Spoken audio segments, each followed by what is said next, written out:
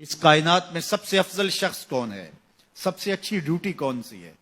سب سے سونی نوکری کون سی ہے؟ کہتے ہیں کہ فلاں نوکری بہت اچھی ہے، فلاں کاروبار بہت اچھا ہے، فلاں جگہ پیسہ بہت ہے، فلاں شعبے میں عزت بڑی ہے.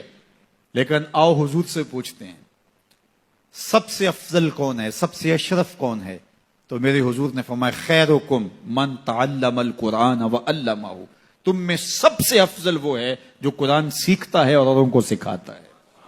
سب سے اشرف، سب سے اچھی نوکری، سب سے اچھا کام، سب سے بہتر وظیفہ اس کا ہے جو قرآن خود بھی سیکھتا ہے اور اوروں کو بھی سکھاتا ہے. تو اس کتاب سے جڑ جاؤ، اس کتاب سے وابستگی اختیار کرو. جس رات کے دامن میں قرآن نازل ہو وہ رات تو افضل ہو، وہ رات تو 1000 مہینے سے اشرف ہو. اللہ اکبر. تو پھر مجھے بتاؤ کہ جو قرآن کو اپنی روح میں بسا لے، جو اپنے اعمال کو قرآن کی تعلیمات کے تابع کر دے، جو اپنے دنوں کو قرآن کے اجالوں میں گزارے، اپنی راتوں کو قرآن کی تلاوت میں بسر کرے، دن کی تنہائی میں اور رات کے اجالوں میں قرآن پڑھے، بتاؤ وہ کتنا اشرف ہوگا. اس لیے میرے اور آپ کے آقا و مولا نے فرمایا راتوں کی تنہائیوں میں اٹھ کے قرآن پڑھا کرو اور قرآن پڑھتے ہوئے رویا کرو، اور اگر رونا نہ آئے تو رونے کی کوشش کیا کرو. کوشش کیا کرو، رقت پیدا ہو جائے تمہیں قرآن کی تلاوت کرتے کرتے. حضرت داتا گنج بخش علی حجویری علیہ رحمہ سے ایک مرید نے کہا حضرت اگر رونے کی کوشش کریں پھر بھی رونا نہ آئے، فرمایا پھر اپنے مقدر پہ رویا کرو. تم اتنے سنگ دل ہو گئے ہو کہ تمہاری آنکھیں آنسوں کا خراج نہیں دیتی ہیں. تو اس کتاب کے ساتھ جڑ جاؤ، تعلق کو مضبوط کر لو، اور اس کتاب سے وابستگی تمہیں دنیا آخرت کی بہتری کی ضمانت فراہم کرے گی. اور یہ کتاب زندہ ہے، اس کا پیغام کبھی فرسودہ نہیں ہوا، اس کا پیغام کبھی پرانا نہیں ہوا. ہر دور کے تقاضوں سے یہ کتاب ہم آہنگ ہے، اور یہ کتاب ہر شخص کی ضرورت کی کفالت کرتی ہے. اور پھر اللہ نے اس کو اتنا آسان کیا ہے، اتنا جامع بنایا ہے کہ ہر طبقہ زندگی کے شخص کے لیے قرآن کافی ہے، ہر شخص کی ضرورت کا کفیل ہے.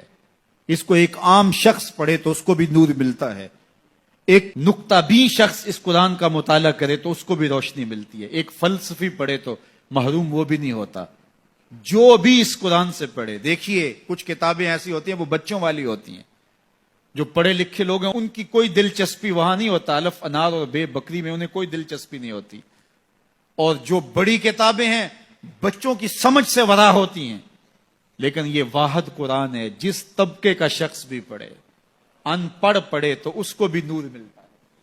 میں دیکھتا ہوں تلاوت چل رہی ہوتی ہے اور تلاوت عربی میں ہے، اور بندہ عربی جانتا نہیں ہے وہ بھی جھوم رہا ہوتا ہے، اس کو بھی حظ مل رہا ہوتا ہے.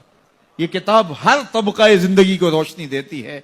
یہ قیامت تک آنے والی انسانیت کے لیے رشد و ہدایت کا صحیفہ ہے. اس کتاب سے جڑ جانے سے بلندیاں نصیب ہوتی ہیں. جس رات کو یہ کتاب اترے وہ رات تو لیلۃ القدر کہلائے. اور جو شخص اس کتاب سے وابستہ ہو جائے اور اس کتاب کو اپنی روحوں میں سمو لے، وہ ذی قدر کیوں نہیں ہوگا، وہ عزت کا مالک کیوں نہیں ہوگا، وہ شانوں اور عظمتوں کا مالک کیوں نہیں ہوگا. تو آئیے میں اور آپ اس رات کی ان خوبصورت پہنائیوں کے اندر اور ان حسین لمحوں کے اندر کتاب اللہ کے ساتھ جڑنے کا عزم کر کے اللہ کے حضور دعا کے لیے ہاتھ پھیلائیں کہ اے اللہ ہمیں اس کتاب کے ساتھ جوڑ دے. یہ کتاب زندگی بخش ہے، اللہ پوری امت کو اس کتاب کے ساتھ جوڑ دے. اقبال کہتے ہیں فاش می گوئم آنکھ در دل مزمرست، این کتابیں نیز چیزیں دیگرست. جو میرے اندر چیز چھپی ہوئی ہے اس کو کھل کے اگر بتاؤں، یہ کتاب نہیں، یہ کوئی اور ہی شے ہے. یہ زندگی بدل شے ہے، یہ حیات ساز کتاب ہے، یہ زندگی کو روشنی اور اجالوں سے بھر دینے والی کتاب ہے، یہ پستیوں سے اٹھا کے بلندیوں تک پہنچانے والی کتاب ہے. اس کا حرف حرف روشنی ہے، اس کا لفظ لفظ اجالا ہے. یہ زندگی کو زندگی کا حقیقی نور دینے والی کتاب ہے. اس سے جڑنے والے کبھی محروم نہیں ہوتے، سرخرو اور سربلند ہوتے ہیں. اللہ ہمیں اس کتاب رحمت سے جڑنے کی اور جڑے رہنے کی توفیق عطا فرمائے.